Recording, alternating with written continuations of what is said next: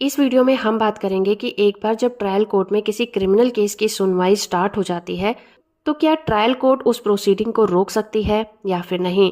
आज हम बात करने वाले हैं मध्य प्रदेश हाई कोर्ट के इस अहम फैसले की, जिसमें कि मध्य प्रदेश हाई कोर्ट ने ये कहा कि एक बार जब ट्रायल कोर्ट के पास किसी भी क्रिमिनल केस की कार्रवाई स्टार्ट कर दी जाती है तो उसके पास ऐसी पावर नहीं होती कि वो उस कार्रवाई को रोक सके। केवल सीआरपीसी के अंतर्गत हाई कोर्ट के पास ही ऐसी पावर होती है जो कि सीआरपीसी के सेक्शन 482 के तहत उसे रोक सकता है। रिवीजन पावर के जरिए ही अपनी पावर्स को यूज करके उस कार्रवाई को रद्द कर सकती है या फिर उसे रोक सकती है। लेकिन ट्रायल कोर्ट जहां पर वो केस चल रहा हो, उस ट्रायल कोर्ट को ये पावर नहीं होती कि वो उस कार्रवाई को रोक दे।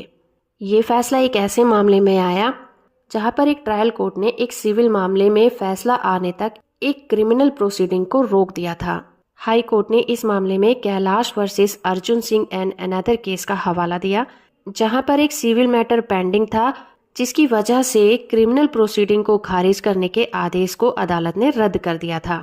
मामला है Kailash versus Arjun Singh and another case का, जहां पर एक सिविल मुकदमे के पेंडिंग होने के कारण क्रिमिनल प्रोसीडिंग को खारिज करने के आदेश को हाई कोर्ट ने रद्द किया था।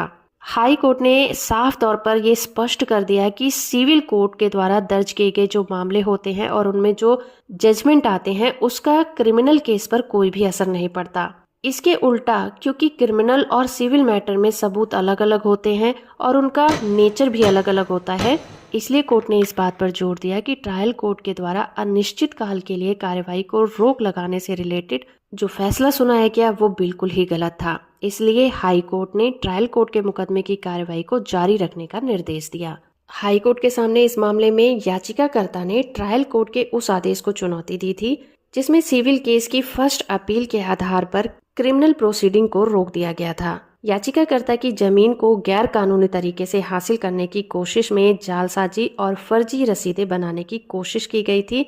उसी के तहत आपराधिक शिकायतें दर्ज की गई थी, जिसमें ट्रायल कोर्ट ने अपराधों का संज्ञान लिया था और डिफेंडेंट को सम्मन जारी किए थे। जिसके बाद 2011 में डिफेंडेंट ने सिविल मुकदमा दायर किया, जिसे 2017 में खारिज कर दिया गया था। उसी फैसले के खिलाफ डिफेंडेंट ने अपील की, जिसके कारण ट्रायल कोर्ट ने क्रिमिनल प्रोसीडिंग पर रोक लगा दी। मध्य प्रदेश हाई कोर्ट का ये फैसला ट्रायल कोर्ट की पावर्स और उसकी सीमाओं को स्पष्ट करता है। वीडियो इन्फॉर्मेटिव है तो आप इसे लाइक, शेयर और चैनल को सब्सक्राइब करना बिल्कुल मत भूलिएगा।